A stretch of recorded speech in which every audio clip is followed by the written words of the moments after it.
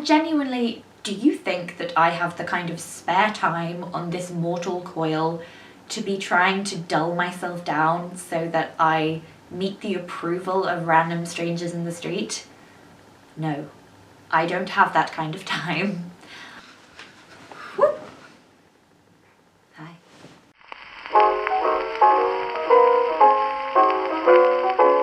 Hello darlings, and welcome back to my channel. So, I hit 1,000 subscribers and that's so exciting to me. I'm so happy. Thank you so much to every single person who has subscribed to my channel. It honestly is so exciting. So I've now unlocked the community tab, which means that I can, you know, do polls and get your feedback on video ideas and share kind of things that are coming up, so that's really exciting. But for today, I thought, I've been doing YouTube for four or so years now, and if you have been subscribed since the beginning of my channel, you will have probably noticed that I look very, very different from when I started to now. And I thought I would talk a little bit about the evolution of my personal style, especially in relation to my confidence. So in my opinion, anyone who says that the way that you dress and the way that you look and the way that you feel in that doesn't have an impact on your confidence is definitely lying. It makes such a difference for me, and I feel happier in myself now dressed in the way that I am than I would if I had to dress in like jeans and a t-shirt. I would be so uncomfortable. And that's not... Quick tangent side piece. You know, there is nothing wrong with the way that anyone else wants to dress. I'm not saying that because I would feel horribly uncomfortable in something that it is not the way that I think that other people should dress. This is just, you know, how I feel and my personal opinions. So just to get that out there. But if we go all the way back to my first video, or my first few videos, oh my goodness me. I was in sixth form. I want to say I was 17 going on 18. I am 17 going on 18. I'll depend on you. And I was very different to the way I am now.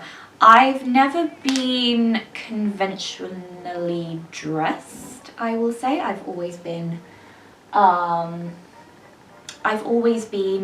a little quirky and unique, and that's just the way that I've liked to dress. So when I started my channel, I was still very hyper feminine, but in a very different way than I am now. I think my main style icon was Lydia Martin from Teen Wolf, so I wore a lot of tiny mini skater skirts and these, I had like 4 pairs of these patent leather Mary Janes from Miss KG, and I wore them every day to sixth form. I did the whole of sixth form in 2.5-inch heels, and I was fine with that.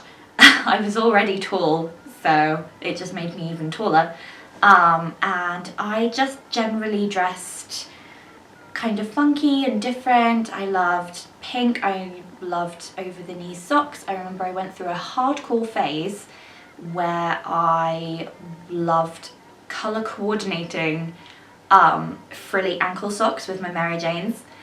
So like if I had a grey jumper, I would have a mini skirt and then the grey frilly socks and then my Mary Janes. Oh my god. And you know, everyone around me, I would say that I definitely got attention. You know, people would look at me. I was wearing high heels so you could hear me coming. But I felt generally very confident in what I was wearing at the time, But looking back, I think I also had an undercurrent of feeling like I had to impress people almost. Not that I dressed the way I dressed for attention, but like if people were going to look at me, then I better be perfect, maybe, kind of. It's a confusing time to think back on.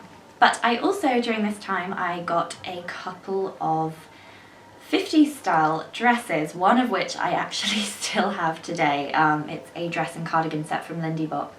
And, you know, the couple of days I wore that into college, I was like, yeah, I like this. And I remember we had a World Book Day and I dressed as Peggy Carter from Agents of S.H.I.E.L.D., who is amazing.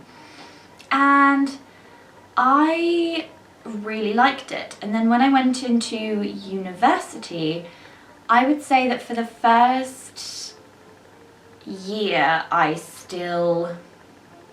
didn't really have a style that you could exactly put your finger on and say, ah yes, Rianne dresses blah blah blah. I loved bright colours, I loved bright patterns, I loved short skirts, and then I also loved, I had a couple of knee-length skirts that I really liked, and I was quite happy, but I also felt quite restless in the way that I dressed sometimes.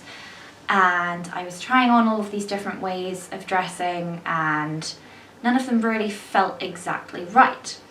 So then we hit the summer after I finished my first year of university, where I made the monumental decision that I was going to cut off all of my hair.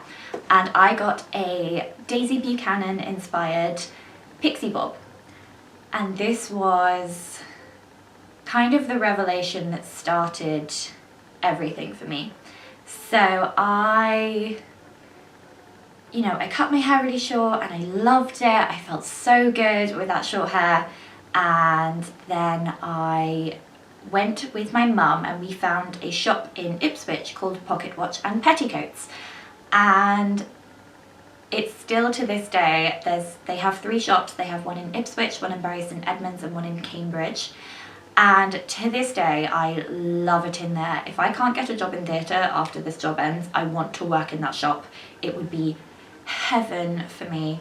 But, you know, I walked in and everything was beautiful.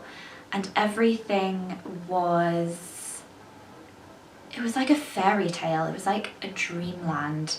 You know, the fluffy skirts and the beautiful trousers and the pretty tops and the cardigans with different things on them, and the music and the way it was decorated, and everything just felt right to me.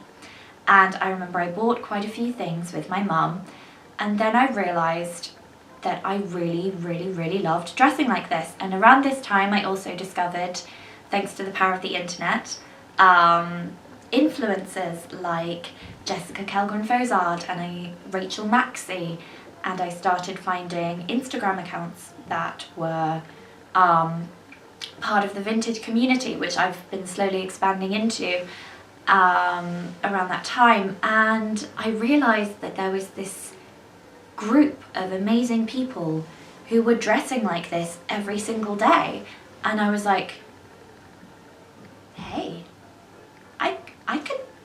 I could do that, right? And so I started building my collection, and I started, you know, buying things that were part of that era and that style, and doing a bit more research and looking for inspiration from other people. And it's hard to describe. When people ask me why I dress this way, it is just the purest outward expression of my inner self that I can possibly comprehend. When I am dressed like this, I just feel happy and I feel authentic. I feel like myself, and I feel like this is just who I am. Like, the vintage style is genuinely a part of me, it's part of my personality, I suppose. And so over the last few years, I've been experimenting with different ways of dressing and different brands and different styles, and I feel happier in my style now than I ever have. Obviously my hair has also gone through many iterations. When I started, I still had the very, very short, sleek black pixie bob, and then as my hair grew out longer, I started experimenting with wet sets, and I love them so much. So pretty. And taught myself how to do hairstyles, taught myself how to do things like victory rolls and poodle hair and hair sets, and taught myself how to do my makeup in the way that I liked, experimented with my makeup a lot. I would say my makeup is probably the most inauthentic thing about the way that I dress, because I go quite colourful and bright because it's just what makes me happy. And I think that's the most important thing in your style, is that dressing this way definitely involves some confidence there already. If you are going to walk down the streets of your tiny seaside town in a petticoat and a big flouncy skirt and your hair set and makeup if you choose to wear that, which I always am, and you know, in the winter I'm wearing some ridiculously extravagant coat, yes, you are going to have some confidence in there already to be able to do that comfortably, because people will stare at you and people will make comments at you, usually almost always positive, I would say. But also, dressing like this fills me with so much confidence, and I know that I wouldn't be happy dressing any other way, that the two kind of feed into each other. And yes, I am lucky enough that I do get a lot of kind comments and compliments from people who like that I dress this way, but even if I get no compliments, I feel just as good, and I don't dress that way for that reason. So it's hard to find your niche, and it's hard to find what makes you feel good sometimes. It took me a lot of time to figure out what made me feel good and what made me feel happy. And I think that the biggest part of finding confidence through, aided by the way that you look, is that you have to let go of any expectations from other people. You can't dress for, you know, to attract, you can't dress exclusively to attract the attention of other people, to validate you, or dress to please your parents or a partner that you might be trying to impress, or your friends, or what people in your community expect of you. You have to let go of any of their judgment, any of their expectations, and just do what feels right and authentic and natural to you. And it's also worth remembering that that doesn't necessarily have to be consistent. You could dress like this one day and then dress in, you know, skinny leather trousers and a turtleneck the next day. You can change and be fluid and be, you know, I'm trying to think of the word. You can change your style constantly, and it can still be authentic and representative of you if it makes you feel good. So I'm happier now being myself. I think it helps that I've also gotten older. I've grown in confidence, as I am now 22 whole years old, and that helps in that I'm no longer attached to a lot of those teenage insecurities. I think I would have possibly struggled to dress this way as a teenager, but at the same time I still dressed almost as ostentatiously, just in a slightly different way. So that helps. I think just being unashamed of it and being unaffected by what anyone else thinks of you, which is hard for me even now. You know, I get a bit nervous now that I've moved to a new place. you know, when you've lived somewhere for a long time, like when I lived in my university town, when I lived in my hometown, people just get used to seeing me around. They're like, oh, you're the vintage girl, okay, cool. But when I move to a new place, I have to kind of get people used to seeing me around, which can be quite difficult sometimes. But I just remind myself that we are so tiny and insignificant, and the universe is so vast that it doesn't matter what I wear, it matters how happy I am, and I'm more important than anyone else's opinions of me. In the words of Peggy Carter, I know my value and anyone else's opinion doesn't really matter. So I hope that this rambling video was somewhat interesting. I will try and dig out some old photos of outfits to kind of sprinkle through to give you an idea of what I'm talking about. But how has your style evolved since you were a teenager? And if you've gotten into vintage, has your style naturally evolved through that process? Because I know that mine definitely has, and I would be really interested to see what your style transformation has been if you let me know down in the comments. Once again, thank you so much for 1,000 subscribers. It means the absolute world to me. I'm going to go and buy myself some McDonald's. Hey. I love you all so very much, and I will see you in my next video, and I hope you are having a wonderful, magical day. Au revoir!